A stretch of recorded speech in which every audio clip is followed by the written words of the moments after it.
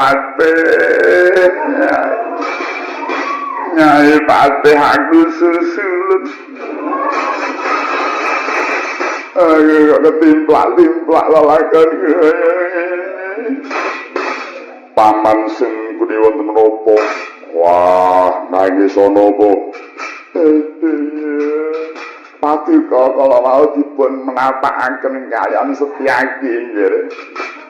Kula mboten dipun wales urip. Sing ngandika mboten dipun wales saring Setyaki ngertos kula dipun cengkiwing gulu kula. Pun jeblas-jeblas akalipun polo sakayangipun. Setyaki beto gado Kiai Pamecat nyawa. Pun tutukaken semrepet palon kula. Penutuke kok ora mung trima nggon sirah.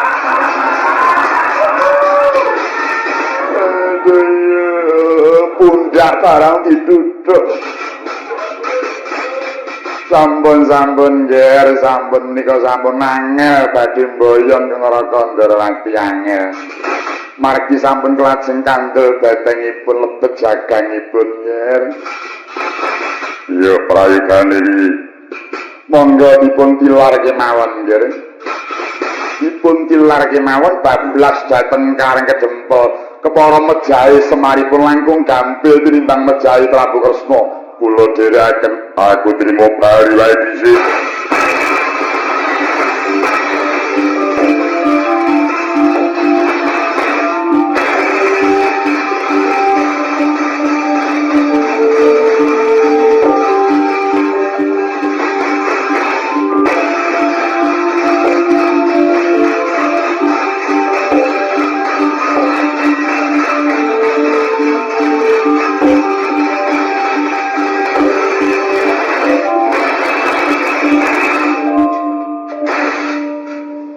Setyaki lega manah kula wis bisa mala sengkuni sampun ya gandeng wis lega atimu remno aja nganti kowe ngubal nafsu meneh wis singitno gadamu wis to aduh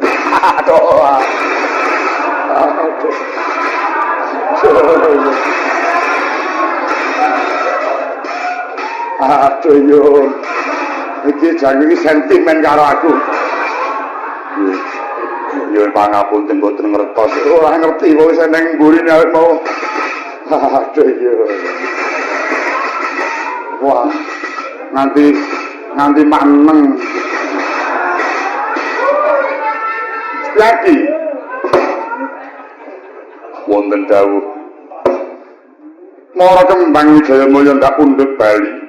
Inggih. Marga ndak sawang Kyai Janaka lan Sengkuni wis ninggalake Ndrawati.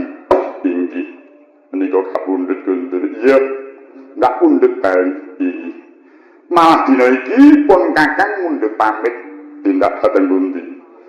Marga ngerti ya Janaka Sengkuni mau ora bali nyang Praja Ngastina, ning bakal neruske laku nyang Karang Kedempel. Wigati bakal nyirnake marang Kakang Sepat dudu karepe dhewe lho sik. Lah nyang ndi dhateng Karang Kedempel. Mbilani Kakang Semar kuwi dudu kewajibanmu. Cuma mempeng iki kok. Menang yo mempeng. Semar menika tiyang alit kedahipun ayom. Iya ning dudu siadi kang tumandang. Mangsa bodho pangreksaning praja pun Kakang bakal tedak marang Karang Kedempel. Lajeng ndherekaken Koko Prabu sinten pun Kakang bakal tindak ijen. Lho, ijen iki aku melu lho kok ijen iki. Aku melu ah. Kenging tindak ning nek ora sabar aku mau di iya aku tak sabar wis to. Ning aku melu ah. Ya mesakno to. Aku kok tak ngebis dhewe to melu aku. Apik kaya apa? Wis aku melu. Dene mitku anyar kaya ora to melu. Wis aku melu. Tinggi. Tok patah apa wae aku manut. Tinggi. Iki bagian konsumsi mawon. Ya lah. Cocok. Atur nuwun. Ya pemerataan iki ngono kuwi. Lah iya. Aku konsumsine. Opo?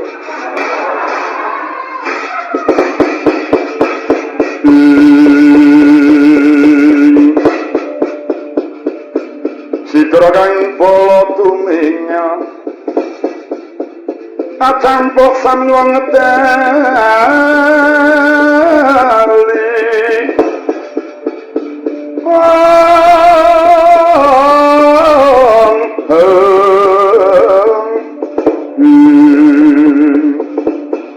ler katik wileting kandoan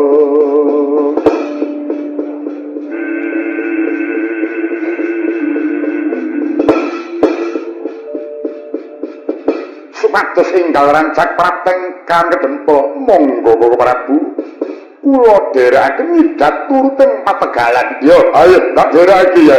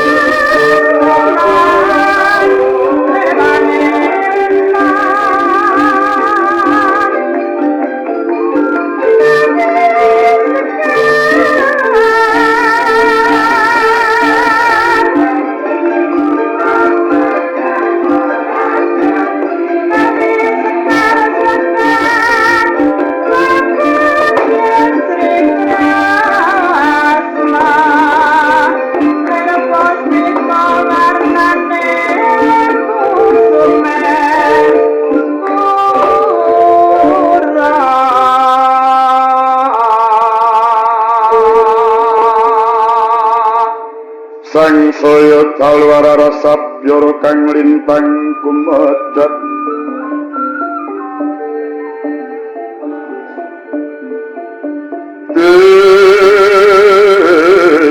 Desunyo tengah wangi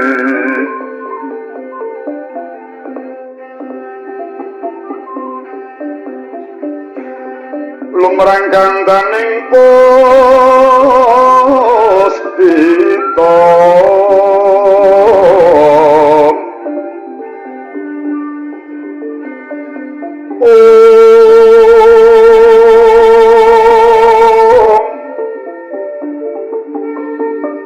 Karang iwanting putyanira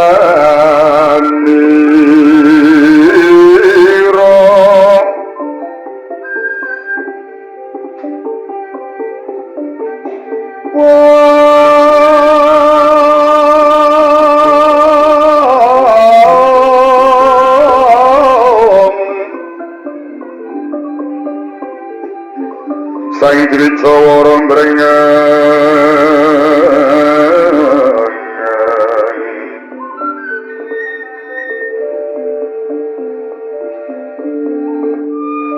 luwes waraning matu prangka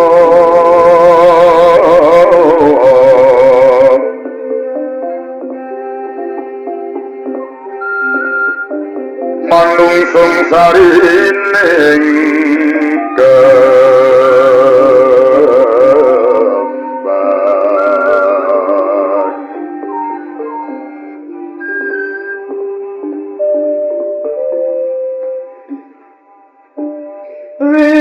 witing klapa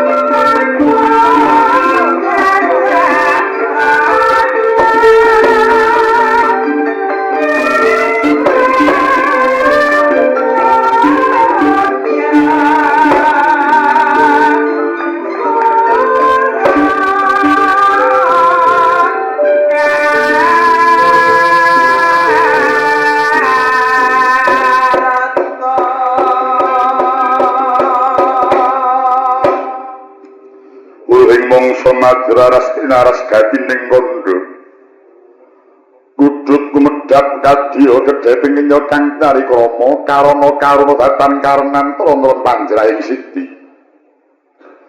idem permanem pranawenti loka taman candra kirana harmindah angalila pinarabawing suliran sinawung gitaning grah mono kang madaning sih nalika mangke wis dumugi tengahing dalu sinambet ingkang wonten ing karang kadempa Kilurah Nayantaka tansah gegandhengan Kunca kalang sangya para putra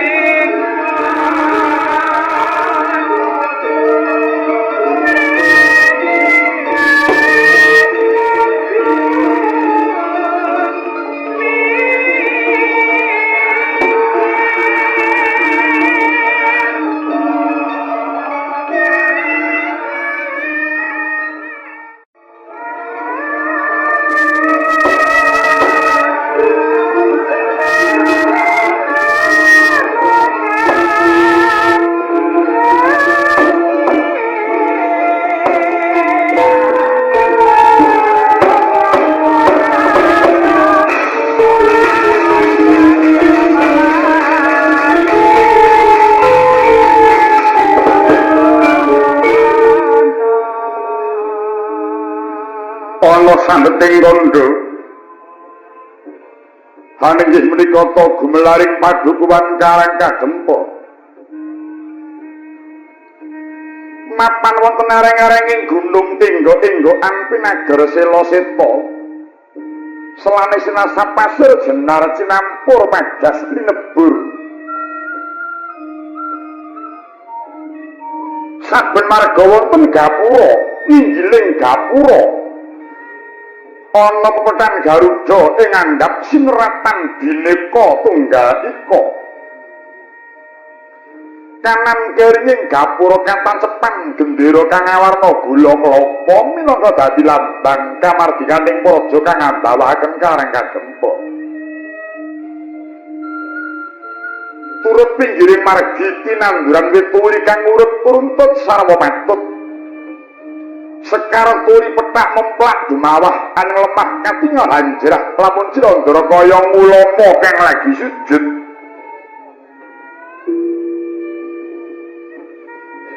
kiwa tengening marga ingkang katingal mung gumelaring pategalan tuwin pasabinan aja dumeh mung parigaga yen tidak nang semangke wanci panen katingal kuning gumrining panyayih kencana sinangling kamarupan lembak-lembak yayah tombak ing samudra rop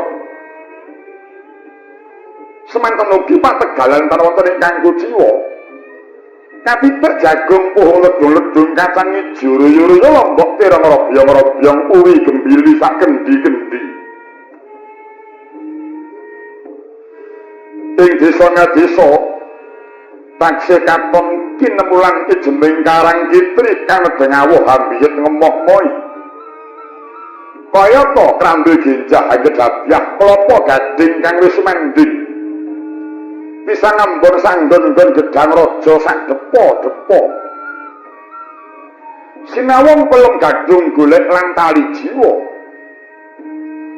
kanan kiring Karang Kitri katanaman jejampi mawarni-warni maweh kesarasaning diri mila kaya wis mepon pon-pon sebar mapan sanggon-nggon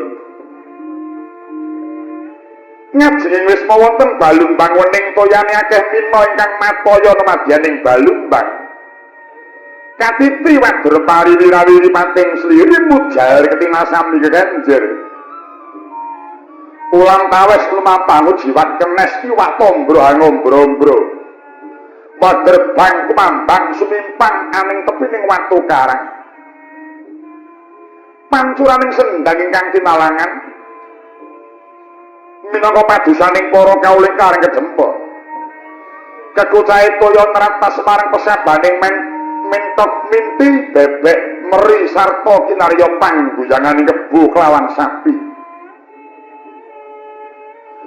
oce-ocean tasih jangkep angrenggane ndaing Karang Kadempa kapiyarsa manuk podang kumandang mencok oning pangketapang dergugu manggut-manggut ing weduku perkutut padha lulut betet-betet ketika padha ngeket peksi jalan ajingklak-jingklak ngajak marang prenjak wis kencan semayan karo peksi bayan sumingkir saking ras kumatir girang kang tanpa sumulang hawet tanpa jamu ingkang ganggu marang kamardika mira katingal wis maning Karang Kadempa winangun joglo pepayang sirat kang wis sirep cinegahan deling kaukir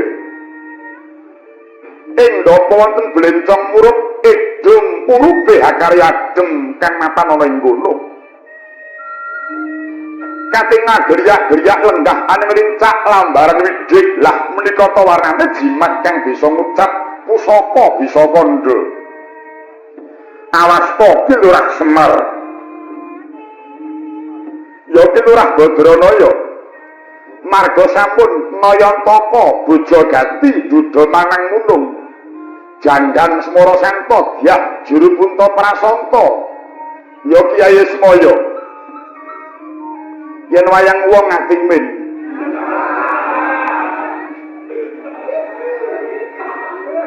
sak dulit-dulita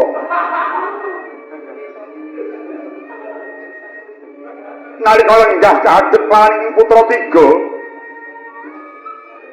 ingkang wonten ngayon inggih nama kelurah Nala Wigaring Cakrawangsa Pegat Waja Pancal Panarujak Pramana Brenjelan ya Bambang Sapu Jagat tan kantun Kelurah Petruk Surajenggala kantong bolong jenglong jaya tong-tong sot ngingking piyambak Kelurah Bagong sami cumadang marang sabdaning kinayanta pemangkono wijiling pangan kowe ingkang dereng kaliya sing lisan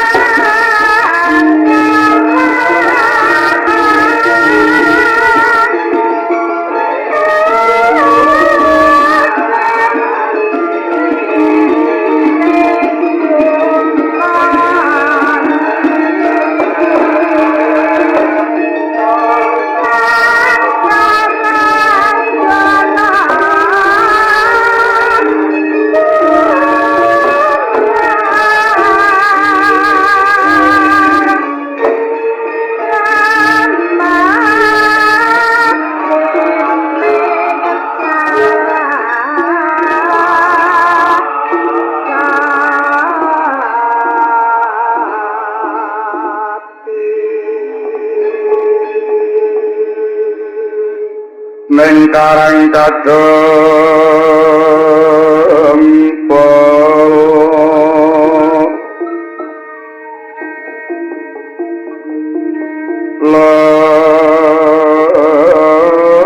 lelitang Kyai Lurah Semar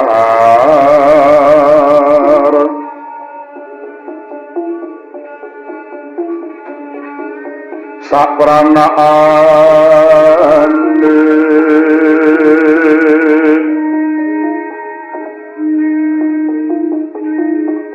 mulat kebon pegalan aren-aren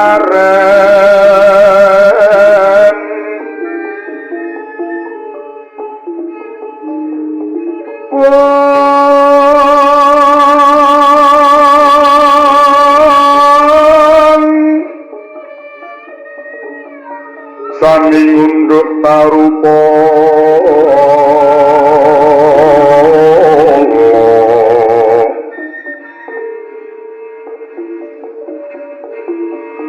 suka sinden sesen donen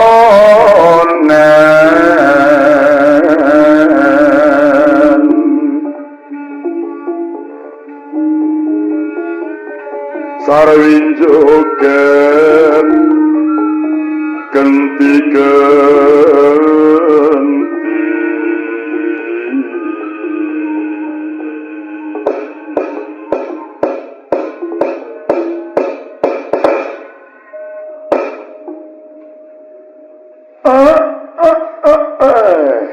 megek-gek hembel-hembel sadulita lae-lae.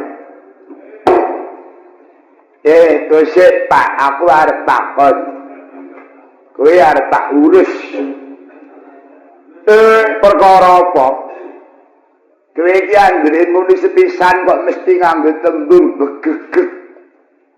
Ugek-ugek. Mel terus konjulit.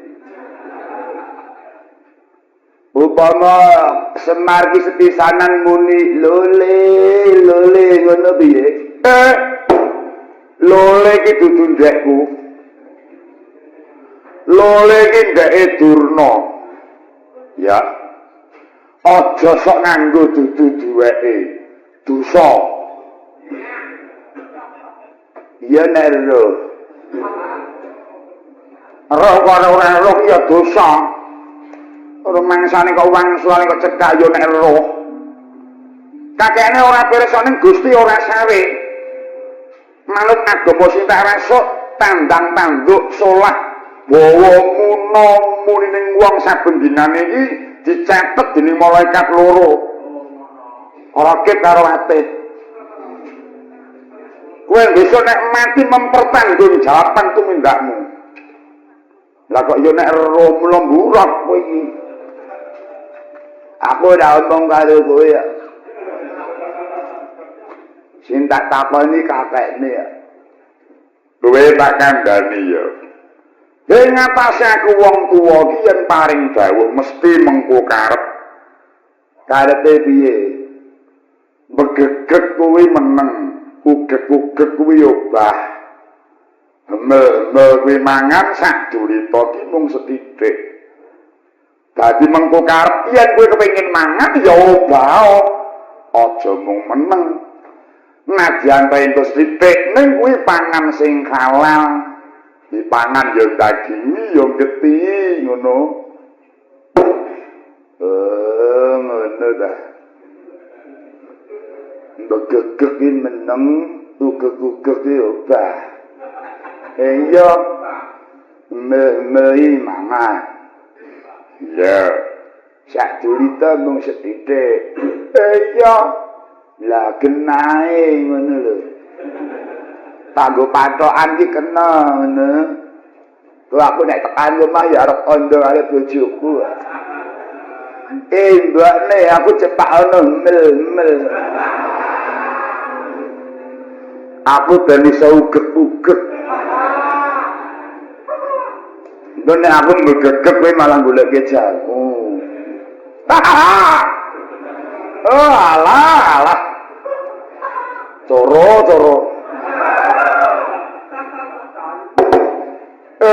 Tole nala gareng kula mo. Petro kula mo lan kowe Bagong. Apa, Pak? Aku rumangsa bungah banget dene anak-anakku wis padha ngetokke darmane dewi-dewi. Aku iki dadi lurah nglurahi wong sakarang Kedempong. Mongko kekuwataning Karang Kedempong kene iki winengku ana anakku telu iki angka 1 Gareng, angka 2 Petruk, angka 3 Bagong. Apa ta mungguh ancasing wewangunan sing padha ditindakake. Ora ya mung bakal nuhuni marang idam-idamaning bebrayan ingkang kepengin urip ana samadyaning alam adil karo makmur. Nggih mo. Mula supaya bisa kecakup limang perkara. Wa kang sepisan wareg, wa kang kaping pindho wastra, wa sing kaping 3 wisma, wa sing kaping 4 waris geneping waras geneping wa 5 yaiku wasis. Nggih. Kuwi kudu diudi. Waton wareg, wastra, wisma, waras, wasis kecekel. Ing kono mujudake alam sing adil lawan makmur. Nggih. Dene liburan nggih sawetara kowe padha ngadep. Wah nggih cocok karo wancine. Ya. Ya Kang, nanjake sindene. Sepisanan iki Sinom Parijata. Pancen iki pakem kok. Aku kene ora metu sinom ngono wae. Masuk angin. Maka wis jiwa yang seni. Nek ora iso nglaras ngono iki wah tenan. Nek ya kebangetan kaya gadan iki saka jiwa yang seni nganti ora ngerti sopan santun. Piye? Aku ki dilapuri marang tuwamu ki ya melu kemrapok lho. Cepet to, kena Bagong, Mas Gareng ae. Bojone nglarani arep mbayani Mas tinggal kelenengan. Lewet arep nglairke wis sambate ngarunapung. Aduh Gusti nyuwun kiyat. Aduh Gusti nyuwun kiyat. Lah kok garing iki para besang. Ora cocok lho kuwi. Bidana wis nampa manjur ora dinyanyi. Ya. Sinom Parijata. Mung kari milih suarane sapa? Presiden iki ana Jiro Lupat 5 le siji senden. Ayo nekuk ula-ula sik. Asmane sapa wae Truk Genah, Bayu Darmi, Nduk Yatmi, Nduk Sulani, Nduk Kanti. Aduh, nek ora wani nduk nek aku.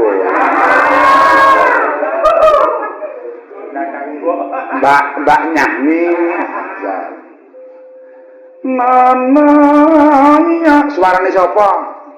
Kula nyuwun tulung dateng Kakang kok sing nyanyi. Janji sak bose. Uruk yo. Mune urung nyenggaki. Wis. Linggih ning dhuwur salon sila tumpang. Karo ujud.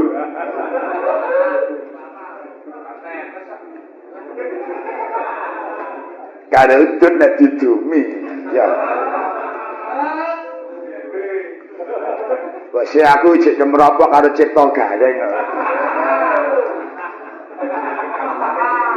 Kancane dumi kok aku ora ya was. Wani ya wani. Wani ya kentel karo.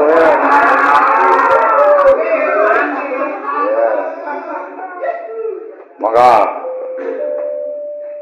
Nah, seinem pirijite.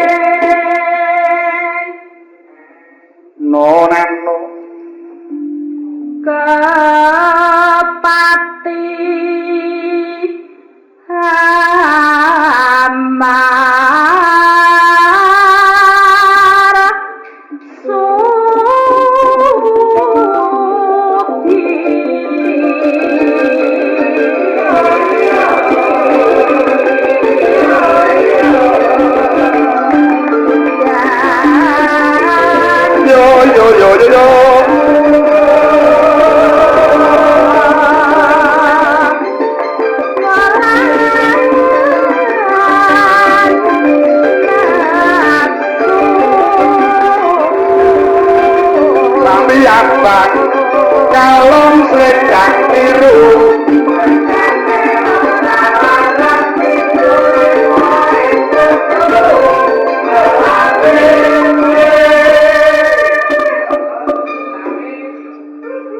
kuwi apa ada carang gesing apa ya siji nyelawe we nek rekaman ki nyelawe ngono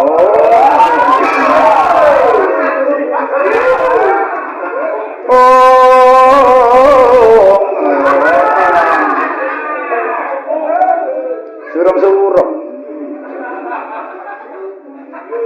lah semoga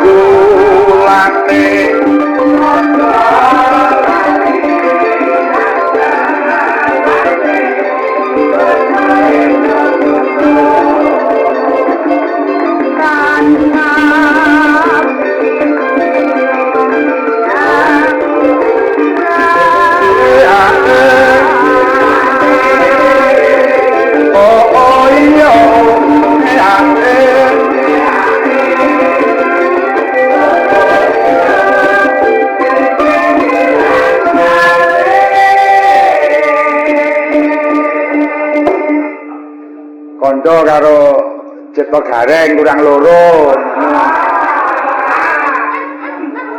Sesamar. Cemenggeling ya mau sesamar kuwi. Tempiling ya. Kaya uret nempiling.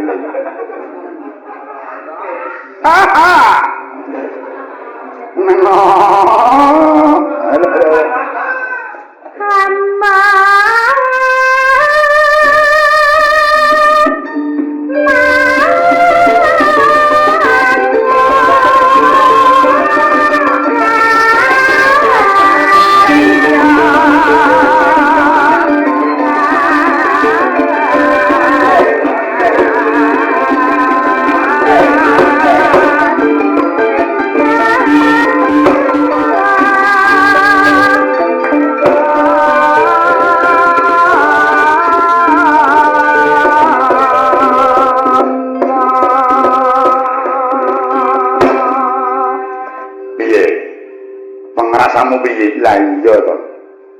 Swara kaya ngono kok nganti moh iki goroh karo batine. Lho tenang. Kaya ngono kok ora gelem ngopeni iki selak karo batine. Ya omongi ya. Lah iya. Mulai aja kesuwen sing ning daerah Kedung Banteng kudu pindah mulon.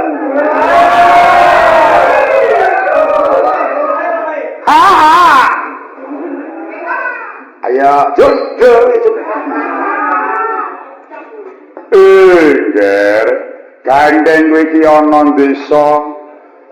Aku ngelingake aja lali oleh ngejak kanca-kancamu jaken padha bangun desa. Wah, genap omong. Niki lagune kok. Lagune ayo kanca terus bangun desa, racikan kula piyambak. Monggo dados buka saka kentongan sing digawe gendang. Terus potekan kuwi ciri khas desa. Ya. Mancing dadi lagu. Monggo.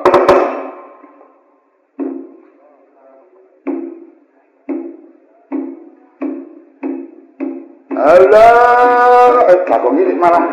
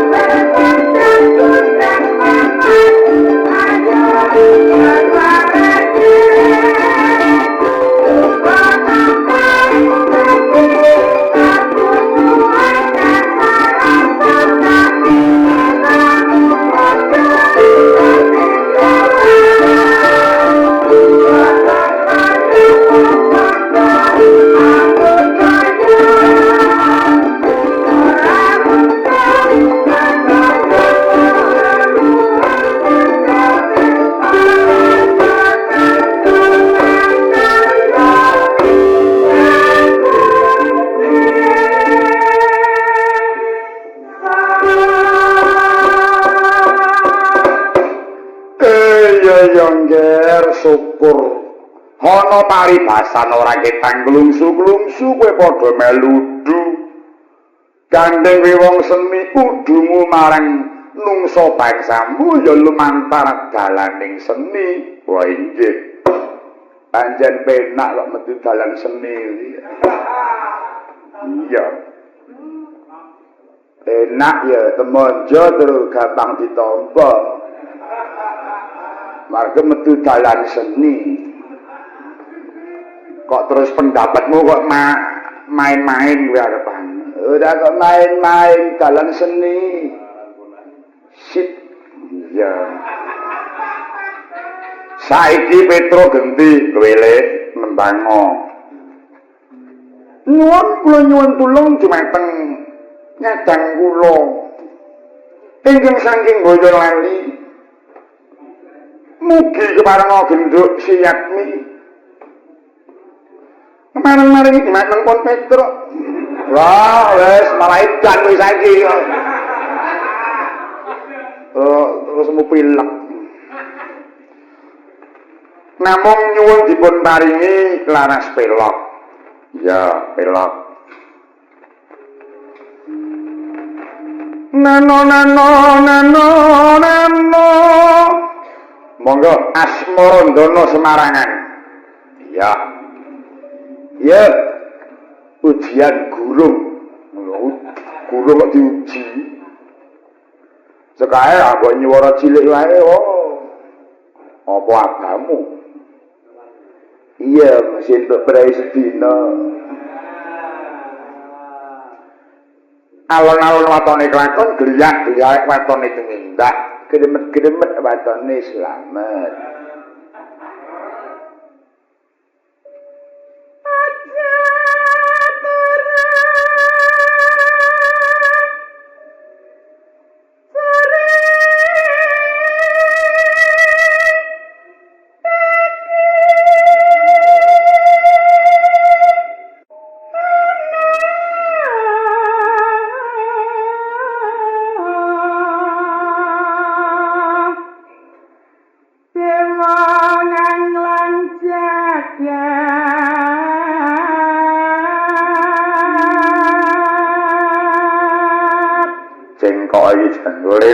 Leno. Kaya wonge. Saiki kemajuan nganggo kacamata barang.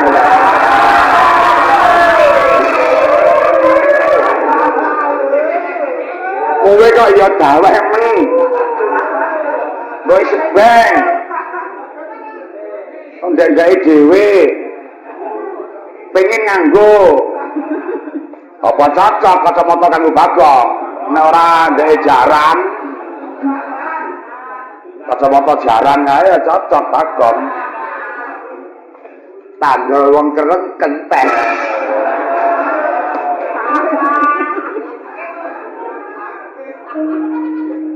Pangkes. Oh, wis menyoyo lagi nangkis.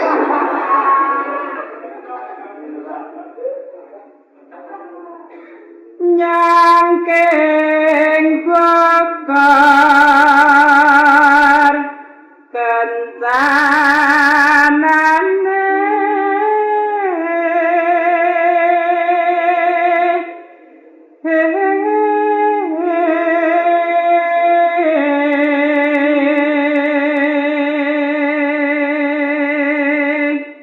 nganggo apa-apa kok aja dilokke ben. Ya kepengin melu gak ing kahanan kok. Kira-kira matur nuwun gawake mbako barang ngono kok ya.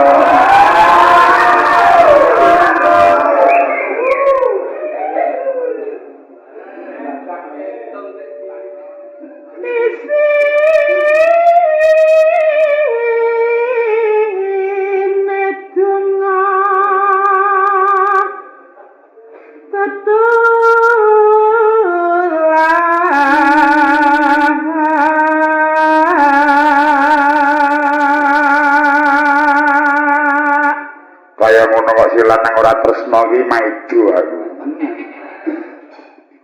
Kaya mimi ada mintuna.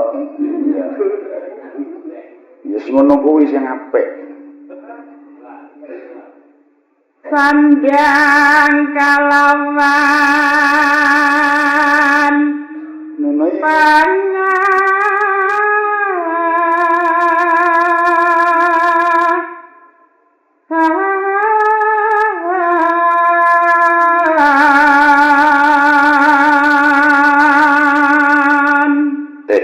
Kondo karo bocah iki. Aku kesengsem karo suarane. Kanca nek wong arep njaluk setelika apa kerekan timba wae.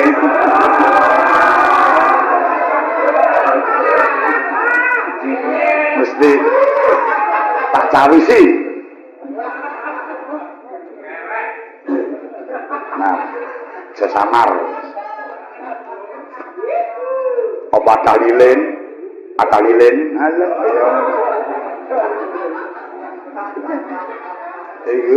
Nyulek gayeng kuwi.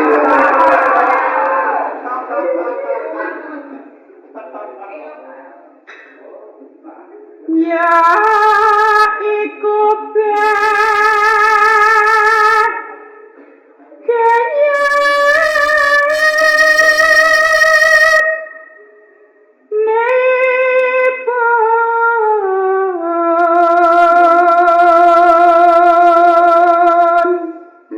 ning ora lho. Angale ning kene iki. Iya. Meh ning heeh lho. Oh. Wong melek sabarna. Neno. Rima.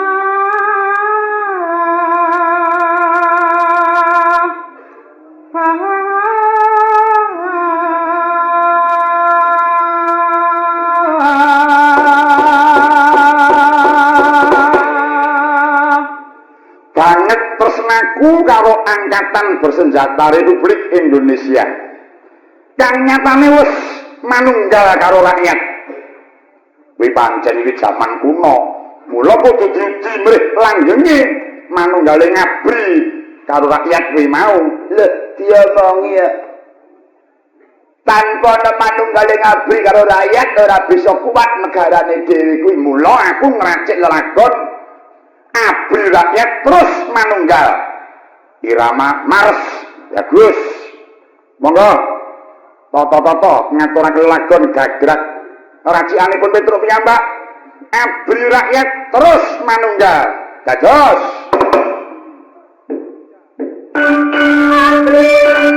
Abri Angkatan Bersenjata